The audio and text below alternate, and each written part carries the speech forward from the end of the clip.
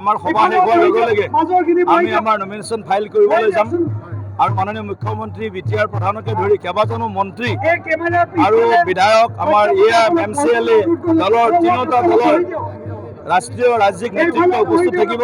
আজি হাজাৰ হাজাৰ লোক আজি ইয়াত উপস্থিত হৈছে আৰু মই আজি কনফিডেন্ট যে দৰং ওদালগুৰি লোকসভা সমষ্টিত ৰাইজৰ বিশ্বাস ৰাইজৰ আস্থা নৰেন্দ্ৰ মোদী ডাঙৰীয়া আৰু হিমন্ত বিশ্ব শৰ্মা ডাঙৰীয়াৰ ওপৰত আছে আৰু ৰাইজ আপোনাৰ ওচৰত আছে হয় কিমান সুখী আপুনি বৰ্তমান এতিয়াতো ৰাইজৰ যিটো মৰম চেনেহ সঁহাৰি যিটো স্বতঃস্ফূৰ্ত তেওঁলোকে শিলডল ভাঙি ওলাই আহিছে অভূতপূৰ্ব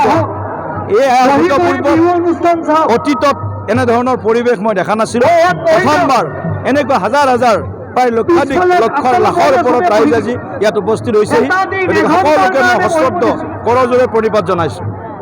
মই আহিলে দেখা যাব, আপোনালোকে নিজে গম পাব কি হ'ব।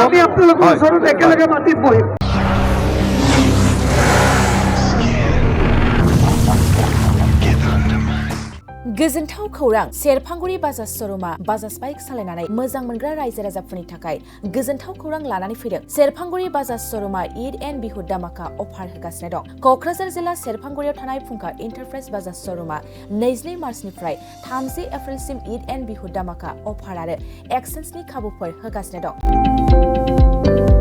नोंथांमोना सेरफांगुरियाव थानाय फुंखा इन्टारप्राइज बाजाज श'रुमाव खुंफुंजानाय ईद एन्ड बिहु दामाका अफार एक्सेन्जआव फैनानै नोंथांनि लुबैनाय बाजाजनि बाइकखौ लांफैनो हागोन।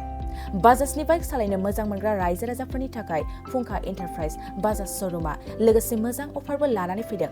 बेफोरनो जाबाय helmet free, 2 litre petrol free, case होनानै बाइक बायगिरिफोरनो 1000 रां केसबेक हरफिननाय जागोन। आरोबाव लोगोसे मोनसे गोजोनथाव खौरां, 500 रां होग्रोनानै गोसोबादि बाइकखौ आवग्रिना दोननो हागोन आरो गासै गारिजों लोगोसे मोनफा एसर गिफ्ट हरनाय जागोन। फुंखा इन्टारप्राइज बाजाज श'रुमा 7999 रां बेसेनावनो डाउन पेमेन्ट होनानै बाइक लानो हागोन आरो जायखिजाया बाइकखौनो एक्सचेन्ज खालामनायनि खाबु लानानै फैदों।